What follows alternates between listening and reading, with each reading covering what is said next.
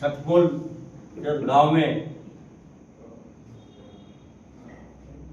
मेरे बड़े भाई चंद्रशेखर आजाद जी रावण और मेरे भाई राष्ट्रीय अध्यक्ष विनीरतन सिंह जी, कमल सिंह वालिया जी ಇವರ ನೇತೃತ್ವದಲ್ಲಿ ಭೀಮ್ ಆರ್ಮಿ ಭಾರತ ಏಕತಾ ಮಿಷನ್ ಇಡೀ ಭಾರತ ದೇಶದಲ್ಲಿ ಒಂದು ಕ್ರಾಂತಿ, ಒಂದು ಯುವಕರಿಗೆ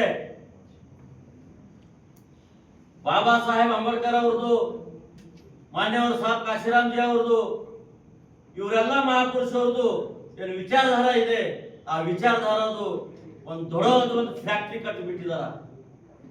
ಯಾಕಂದ್ರೆ ಈ ಭಾರತ ದೇಶದಲ್ಲಿ ಮನುವಾದಿಗಳು ಎಲ್ಲಕ್ಕಿಂತ ಹೆಚ್ಚಿಗೆ ದಲಿತ ಮೇಲ್ ಮತ್ತು ಮುಸ್ಲಿಂ ಮೇಲ್ ಅನ್ಯಾಯ ಅತ್ಯಾಚಾರ ಮಾಡ್ತಾ ಇದಾರ.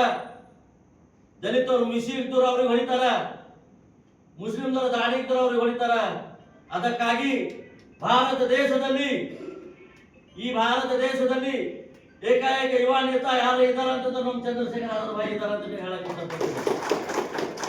ಮೊನ್ನೆ ತಾನೇ ನೋಡಿದ್ರ ಎಜುಕೇಶನ್ ಡಿಪಾರ್ಟ್ಮೆಂಟ್ ದಲ್ಲಿ ಗಲಾಟೆ ಆದ ನಂತರ ಇವತ್ತು ಈ ದೇಶದ ಪ್ರಧಾನಮಂತ್ರಿಗೆ ರಾತ್ರಿ 12 ಗಂಟೆಗೆ ಲೈವ್ ಬರ್ಲಿಕ್ಕಾಗುತ್ತೆ. ಅದು ಕಾರಣ ಯಾಕಂದ್ರೆ ಚಂದ್ರಶೇಖರ್ ಆಜಾದ್ ರಾವಣ ಅಂತಕ್ಕಂಥ ಮಾತು ಹೇಳಕ್ ಇಷ್ಟಪಡ್ತೀನಿ. ಇಂಥ ಶಕ್ತಿ ಭೀಮ್ ಆರ್ಮಿ ಭಾರತ ಏಕತಾ ಮಿಷನ್ ಕರ್ನಾಟಕ ರಾಜ್ಯದಲ್ಲಿ 2017ರಲ್ಲಿ ಈ ಕರ್ನಾಟಕ ರಾಜ್ಯದಲ್ಲಿ ಉಗಮನ ಆಗಿದೆ. ಅದೇ ರೀತಿಯಲ್ಲಿ ನನ್ನ ನೇತೃತ್ವದಲ್ಲಿ 28 ಜಿಲ್ಲೆಯಲ್ಲಿ ಕೆಲಸ ಚಾಲುವಾಗಿದೆ. ನಾ ಹೇಳಕ್ ಇಷ್ಟಪಡ್ತೀನಿ, ಭೀಮ್ ಆರ್ಮಿ ಭಾರತ ಏಕತಾ ಮಿಷನ್ ನಲ್ಲಿ ಯಾರು ಹುಲಿ ಇರ್ತಾರ ಅವರೇ ಲಾಸ್ಟ್ ತನ ಇರ್ತಾರ.